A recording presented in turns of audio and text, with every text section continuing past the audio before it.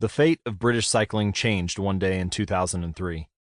The organization, which was the governing body for professional cycling in Great Britain, had recently hired Dave Brailsford as its performance director.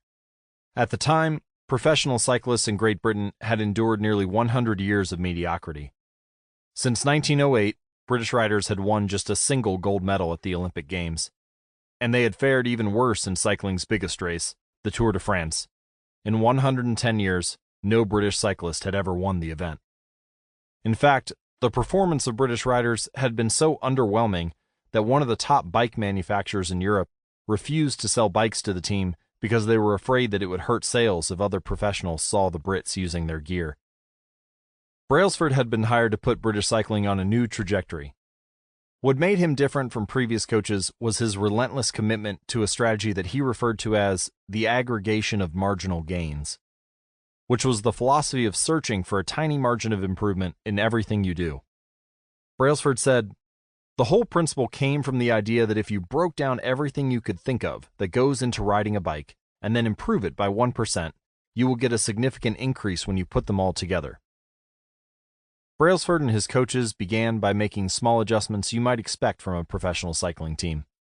They redesigned the bike seats to make them more comfortable and rubbed alcohol on the tires for a better grip. They asked riders to wear electrically heated overshorts to maintain ideal muscle temperature while riding, and used biofeedback sensors to monitor how each athlete responded to a particular workout. The team tested various fabrics in a wind tunnel and had their outdoor riders switch to indoor racing suits, which proved to be lighter and more aerodynamic. But they didn't stop there. Brailsford and his team continued to find 1% improvements in overlooked and unexpected areas. They tested different types of massage gels to see which one led to the fastest muscle recovery. They hired a surgeon to teach each rider the best way to wash their hands to reduce the chances of catching a cold. They determined the type of pillow and mattress that led to the best night's sleep for each rider.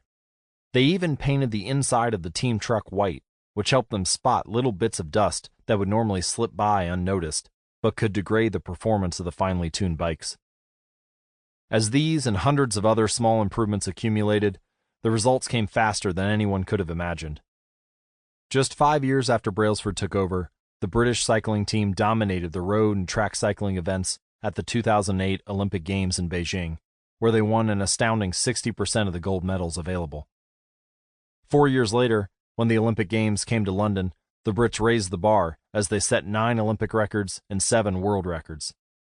That same year, Bradley Wiggins became the first British cyclist to win the Tour de France.